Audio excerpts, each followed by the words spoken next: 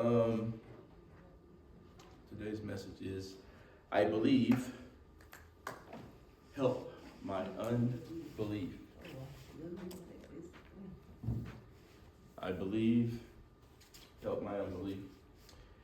And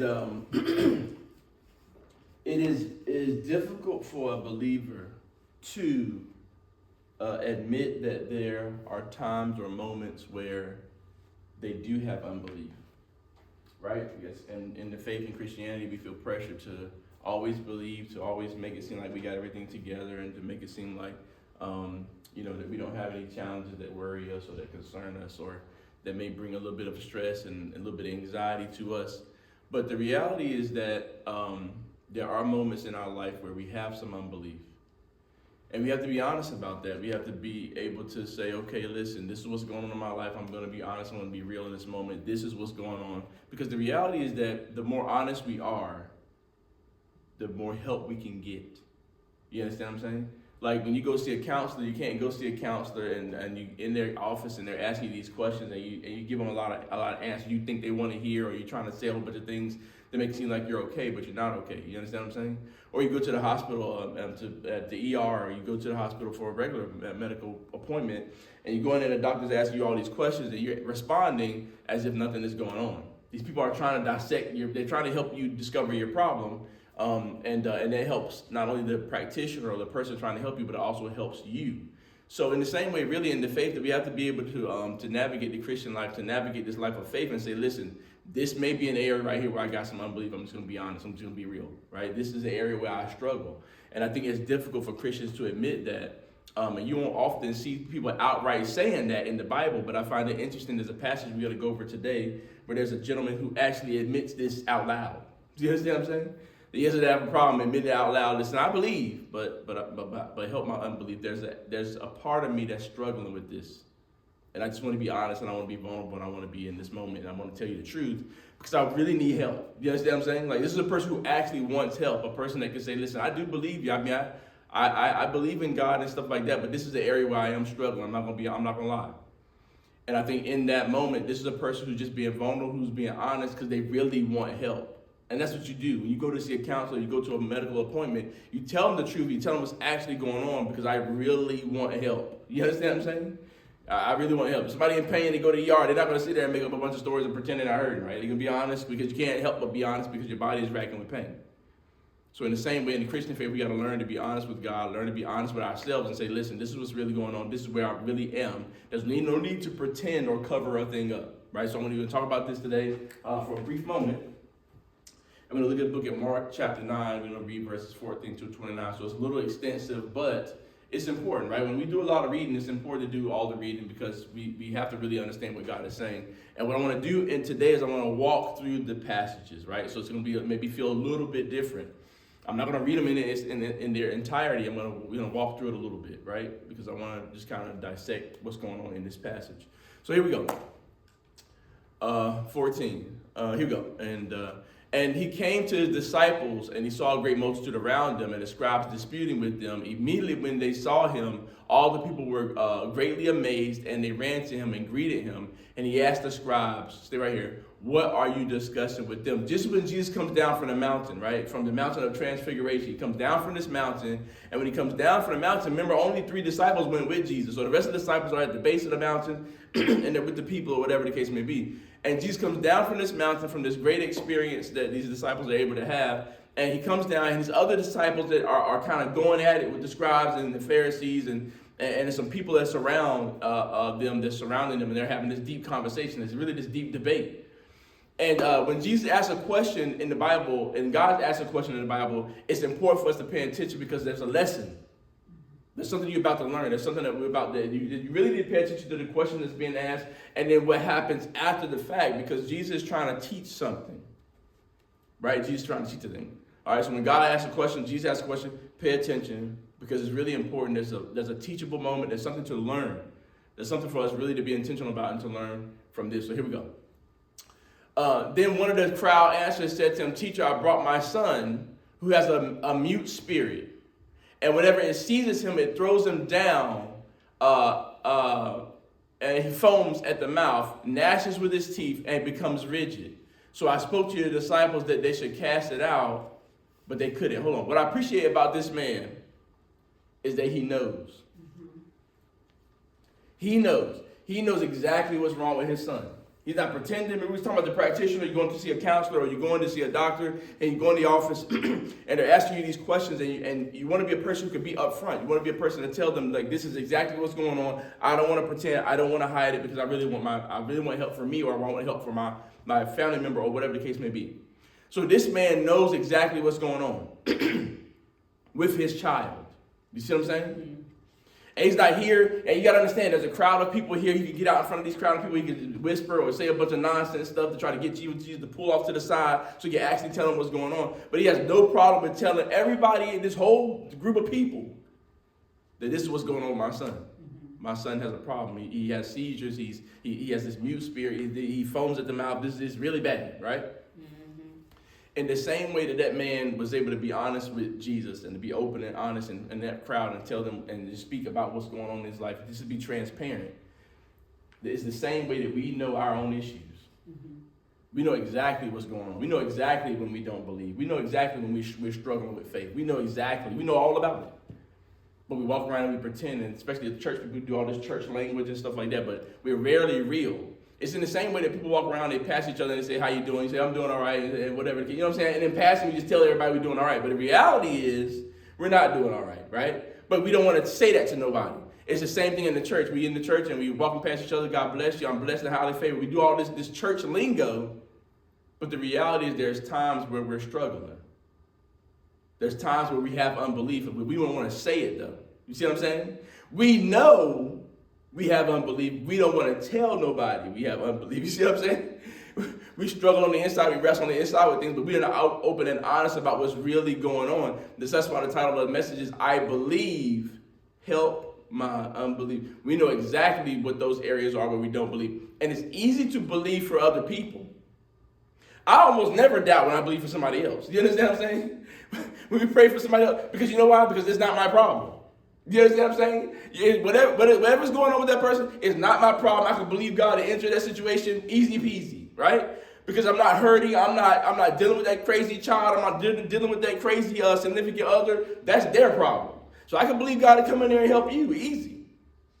But when I'm struggling, when I'm facing a problem, when I have a challenge, when I'm worried, when I have a concern, sometimes, depending on what's going on, I believe, but help my unbelief. There's a little section in my heart that says, hey man, I'm not too sure about this. And so I say that to say, we know. You know exactly what those areas are where you have issues with belief in God, where you struggle, where you say, God, I believe you, but this is a hard area for me. I'm just going to be real.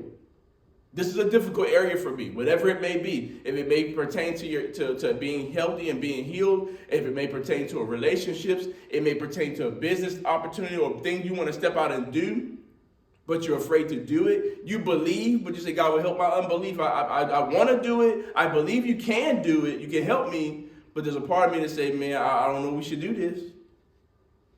This man knows in the same way we know. You know exactly what's going on with you. You know exactly those areas where you feel like you kind of come up short. You know exactly those areas where you feel like you're afraid to take that next step. And so what I'm saying is that we need to learn to be like this man right here. That he not only knows, but he confesses what's really going on. This is what's really going on behind closed doors. You don't know. You haven't been around, but my son got major problems. This guy is having seizures. This guy he's just being taken over by this spirit. It's not popular, right? To go out into a crowd of people and tell everybody your child crazy. See what I'm saying? It's not something that's fun to do. It's not something that anybody would readily just do, because it's something you kind of want to keep private. I want to have counseling sessions privately. I want the pastor to come in and pray for my son privately. I don't want to put this out in the streets. But we got to learn to be honest and be transparent about what's really going on, and open about the struggle. Because the hiding is not helping. Do you understand what I'm saying? The hiding, the challenge, the hiding, the struggle, the not saying that I need help, not saying, God, there's some unbelief, is not helping you. In the same way it wouldn't help a person who's going to go get counseling to not be honest to the counselor about what's really going on. And the same way, going to the hospital and not telling the doctor what's really happening inside of you, what you really feel, then you make it harder for them and you make it more expensive. Because now they got to run more tests because you don't have a clue. You can't tell them anything, or you're scared to say. So now they got to run all the tests. So now you're spending more money, or your insurance company is coming out of pocket, and you can come out of pocket eventually. But what I'm saying is that when you're open and honest, we can get this job. We can get to what's going on. So you know. So learn to be honest about what you know. All right, let's continue. 19, he answered, said to him, O faithless generation, how long shall I be with you? How long shall I bear with you? Bring him to me. So this is Jesus responding, but Jesus is not saying this to the man. Jesus is saying this about the disciples. Do you understand? Because the man hasn't been following Jesus around. He hasn't been learning and grooming from Jesus or being groomed by Jesus. The disciples have. Listen to what the man said. The man said in the last verse, he said, I brought my son to you. Of course, Jesus wasn't there. So he said, the disciples tried to heal myself, but they couldn't do it. And so Jesus has a problem, not with the man who's being open and honest. And he's not rebuking the man that's out there being open and honest. He's talking about his disciples because he says, how long do I have to be with you? This is an expression where he's saying, listen, I'm working with you. You guys are the ones I'm trying to help learn to do what I do. And it's not Jesus' first time addressing the faith issue with his disciples. He addresses the faith issue in another place with the disciples. So I just wanted to bring that up. That Jesus is not rebuking this man. Verse, because he says to the man, bring your son to me. And then verse 20 says, and they brought him to him, and when he saw him, immediately the spirit convulsed him and fell on the ground and wallowed, foaming at the mouth. All right, here we go. So he asked the father, how long has this been happening to him? And he said, from childhood. And often he throw him both into the fire and into the water to destroy him. But if you could do anything, stay right here, have compassion on us. They say that time heals all wounds. It's not true. They say time heals all wounds. That's not true. Because Jesus asked the man a question, how long has this been happening? And he said, it's been happening since he was a child. Do you understand what I'm saying? So I say time doesn't heal all wounds to say this. Sometimes time only helps something to fester worse. See, when we're not honest about what we know, what happens is what we do know inside of us, and we're not sharing and we're not putting it out and we're not being open and honest and transparent. What happens is over time, that thing that's festering is actually hurting you. Time doesn't heal all wounds necessarily. First of all, God is the healer. God heals all wounds. So time doesn't always heal all wounds because it's predicated on what you do. If you're not open and honest and you're not willing to do things to help yourself be better, then time isn't going to do nothing. But allow that thing that's bothering you to keep festering and growing and becoming worse. So the father says to Jesus, after Jesus asks how long this has been happening, he says from childhood. And verse 22 says he often throws him into the fire and into the water to destroy him. This is what I've been dealing with over time. You gotta listen to this with the kind of have a heart of a father or a parent in general. And listen to the father explain to Jesus what's been happening, what he's been watching, what he's been observing, and what's been going on. And you can hear the father is hurt. He says this thing is throwing him into the fire, it's thrown into the water, and this spirit is trying to destroy my son if you can do anything. Why? Because he's emotional. And this thing has been eating at him over time. Do you understand what I'm saying? Over time, this issue that his son has been going through has been eating at him. It's not healing him. Time hasn't healed nothing. His son has been dealing with this from his childhood. This father has been dealing with this evil spirit in his child for years. And it has gotten worse, and it has gotten worse. And this man came to Jesus and said, man, if you could do anything, I can't do this no more. I just can't do it. The time hasn't changed anything. My situation hasn't changed. In fact, it's getting worse. This demon is throwing him into the water, throwing him into the fire. This thing is trying to destroy my son, and time hasn't done a thing for me. but made this thing worse. He says, if you can do anything, please have compassion on us. He said, I need your help. Do you understand what I'm saying? I'm desperate here. I need your help. So what I'm saying to you is that don't look for time just because you got time or time is passing. Don't assume the issue is going to just resolve itself. Don't assume something's going to change over time. I'm just going to let time pass. I'm just going to sit here and I'm going to wait it out. Well, you just keep waiting it out because time in itself is not going to heal the thing. We got to learn to be open and to be honest with God about the things we struggle with so that God can come in and do something. Time is not going to heal it. It's not going to heal it.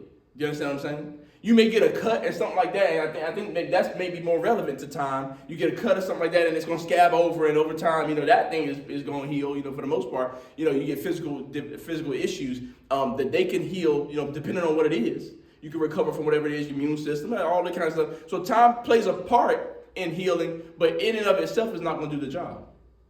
You just can't make that assumption. Jesus says, how long has your child been dealing with this? This man says, since he was a child.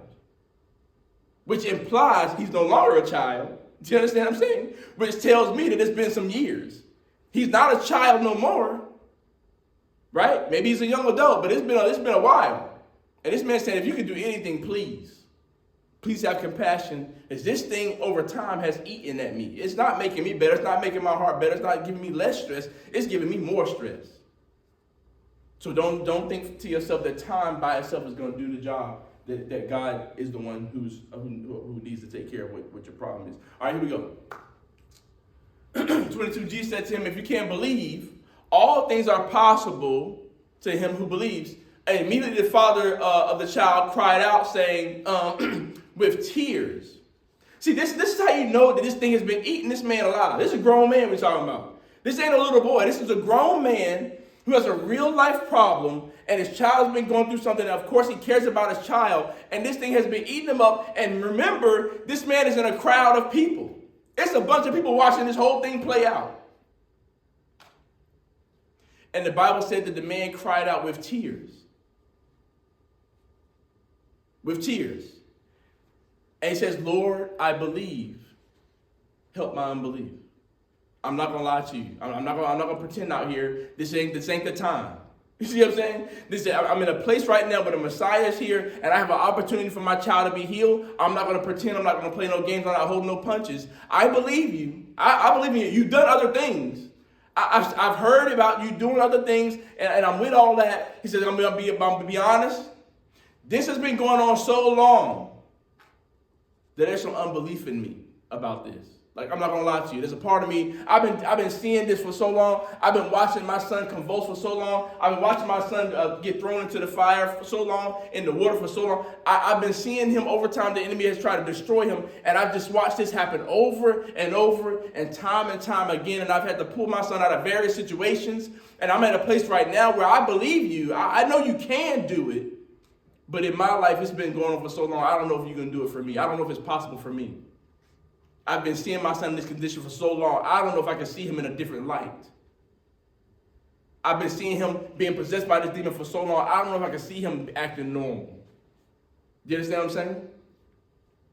I've been dealing with this emotional thing for so long. I don't know if I can feel normal. You understand what I'm saying? Whatever that thing is for you, however you fit in there, whatever it is, it's been going on for so long. I don't know if I can even see myself better. She says, God, I believe. I'm going to be real, but I need you to help my unbelief. There's a part of me that just don't believe. I'm not trying to disrespect you. I'm not trying to come against you. I know you have the power. I know you're willing, but it's just in my life, I'm so hurt. I don't know if I see myself in a different light. I don't know if I can see my son in a different light. This has been going on for so long. We have to admit that we know. You understand what I'm saying? That when we sit with God, we have to admit, God, listen, this is what's really going on. This is me. I know, and I'm going to admit that I know. I'm just going to admit to you that I know. I know exactly what's wrong with me, and I'm going to admit to you right now what's going on with me because I really need you to help. This man cried out with tears because this is a real moment. This is very real, and it's very serious, and I really want to be better. He says, I believe you, but I'm going to be honest. I'm going to admit something to you that I haven't said out loud to anybody. I haven't even said it out loud to myself. He says, you got to help my unbelief. As a part of me that don't believe.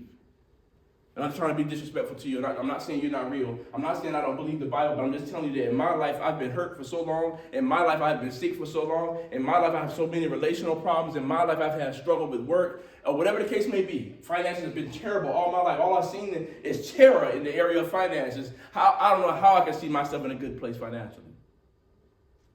So you got to help my unbelief. But you got to be willing to admit that.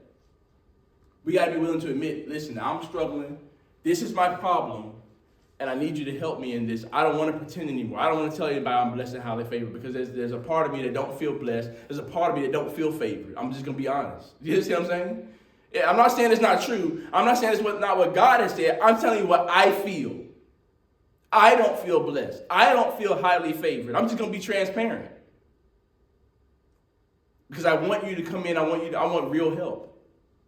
And I know I can't pretend if I'm going to get real help. I have to be honest, right? I have to be honest and I have to be open with God. Here we go. Verse 26, then the Spirit cried out and convulsed him greatly and came out of him, and he became as one dead, so much that many said he is dead. This is the child that Jesus rebuked the demon out of him. Now, Jesus could have rebuked this demon out in verse 17. In verse 17, the man said, Jesus, I brought my son to you to be healed. But the disciples couldn't do it. And Jesus could have right there just lay the spirit out of it, just get out of here, right? But Jesus lets this whole thing play out, and I wonder why. He lets the whole thing play out. Listen, Jesus, I didn't even have to cry like that. You made me cry in front of everybody. You could have cast this demon out when I came and I told you there was the problem. Why did you make me cry? Why did you make me do all this confessing in front of everybody? Why did Jesus let this all play out? Because the church needs to stop pretending. The church needs to stop pretending, and people have to learn to be honest and upfront and say what's going on. This is why we got a whole lot of mental stuff going on in church. This is why people got a whole lot of stress in church, because we're walking around and we're saying a bunch of things we think people want to hear, and we don't have real conversations. And the church struggles. A lot of churches struggle, especially the older churches, because they don't want to have honest conversation. Younger people want to know stuff. They want to talk about stuff. They want to talk about the tough stuff, the hard stuff. And older people just always have been used to going with the program. You just go with the program, do whatever everybody tell you to do, and you just say you're blessed and highly favored, and you just move on with your life. You don't deal with any real things. You don't say any real things, and you just go on about your business. But Jesus lets this man do all this open confession. It's a crowd around them, and Jesus and this man they're going at it. And this man is sharing with Jesus deep things that are going on in his heart, and these things that's wrong with his son. He's telling it all. And Jesus lets it all play out so that we all can see, so that we can read. We weren't there, but so that we can read this whole scenario and see how this man is interacting with Jesus and how Jesus is interacting with him. Jesus doesn't cast the spirit out right away, and he could have. It's clear that he could have. As soon as the man said, help my unbelief, Jesus said, okay, all right, spirit, get out of here. And the spirit left. Well, Jesus, why you didn't do that when I first came out here and told you the problem? Because we got to learn to be honest. We got to learn to admit what we know, confess what we know, and be honest about the things we struggle with. Do you understand what I'm saying? Here we go.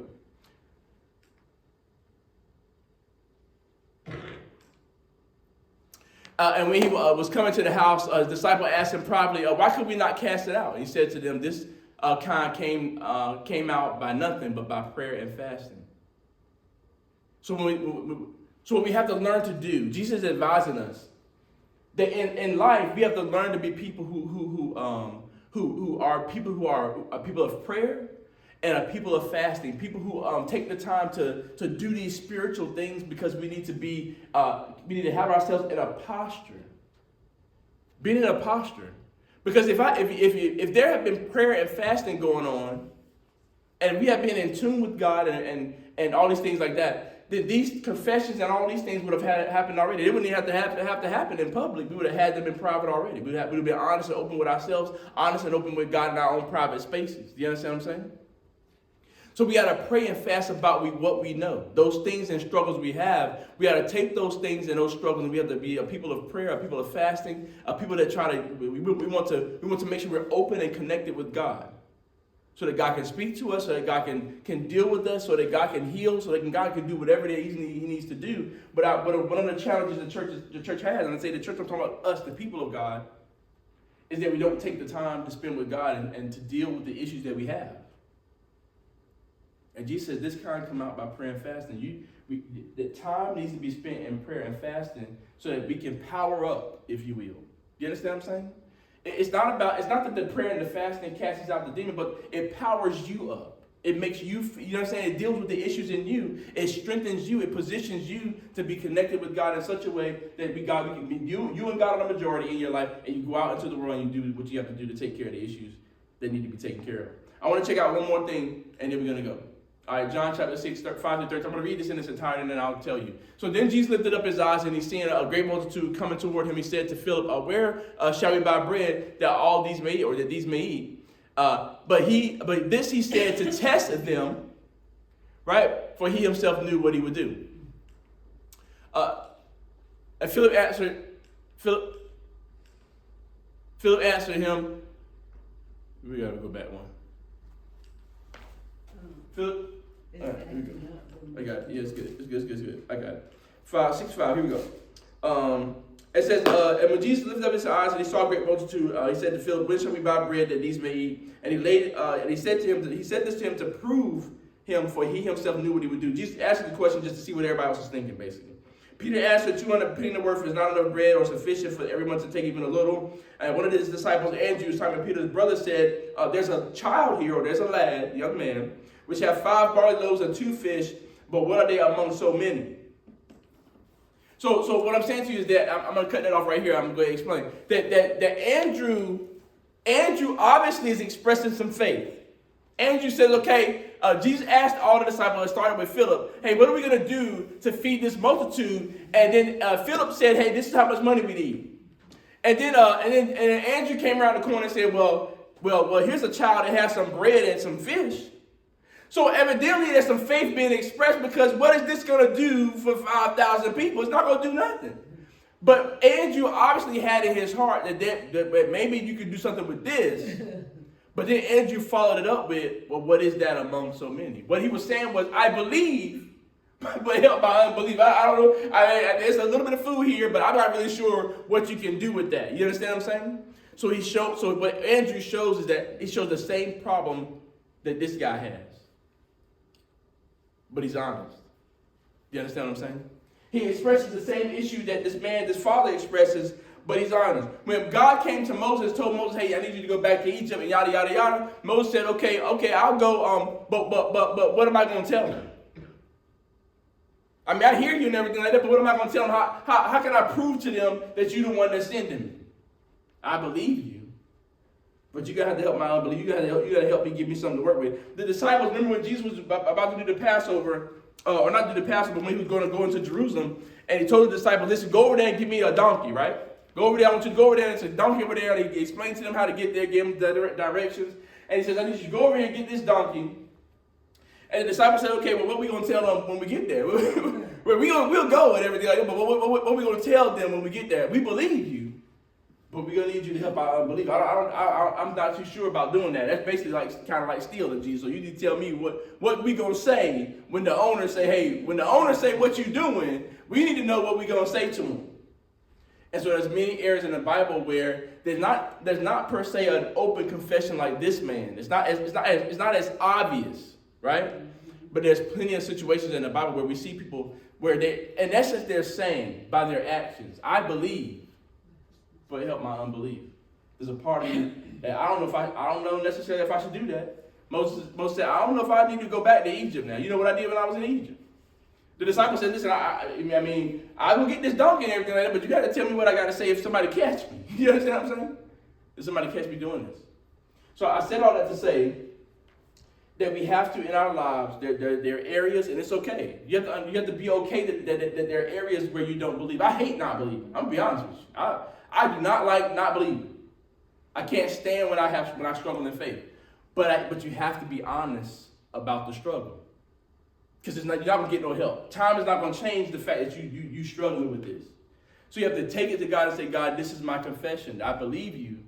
I know you're real. I know all these things, but you got to understand this is an area for me. I'm just going to be honest with you. I'm just going to be honest. Whatever area it is, guys, this is just one of those things, man. It's just one of those things where this is my struggle. I believe you. I know you're real. I read the Bible. I get it. I get all that. But this area right here, it's been so hard. I've been through so much. It's whatever the thing is. And in this area, I'm going to need you to help me. If you can stand to your feet. Just to be honest. You just have to learn to admit, to confess, to be honest about our struggles, and trust God